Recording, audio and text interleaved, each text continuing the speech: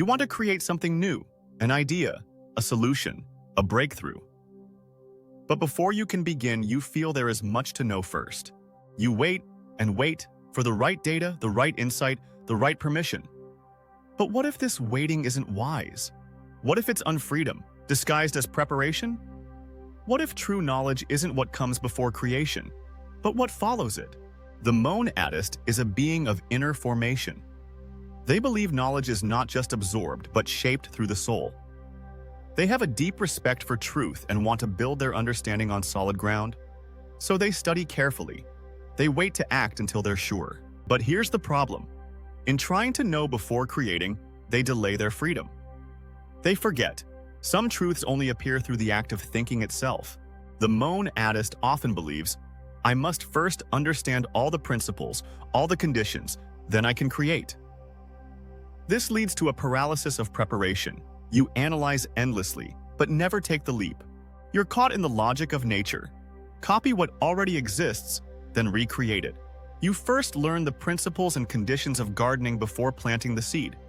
But thinking doesn't work like that. In thinking, creation comes first. You don't wait to understand. You think, and then discover what you've done.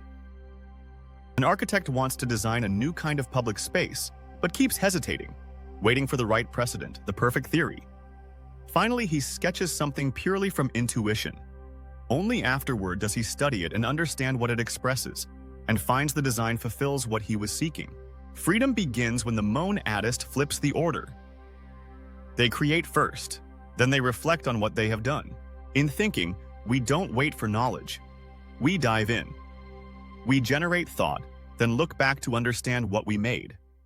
This is the turning point. You stop waiting for the world to give you permission, and begin with the creative act itself.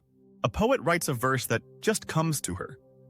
Later, reading it aloud, she realizes the poem speaks to grief she hadn't fully faced. She didn't know what she was trying to say until she created it. Creation revealed the meaning. Step 3.9 develops focused thinking. The power to initiate thought before you know where it's going. It's like taking flight without a mapped destination. You trust your inner movement to lead the way. Then reflect back to understand the flight you've traced through the sky. In thinking, you are more than just a knower. You are a creator. This is the monad's true strength. Try this. Write a paragraph or sketch a diagram without planning. Just begin with a question or a mood, then look at what you've made. Ask, what does this reveal about what I already know? What thought emerged through me that I didn't expect? Let creation be your method of discovery. In this step, the monadist discovers the freedom of thinking as creative force. They stop waiting to know and begin thinking into being. In this step in the practice of freedom, thinking becomes an act of creative authorship. Next, corrected perception, where we discuss the subjectivity of perception. Because once you know how to think freely, you're ready to see clearly.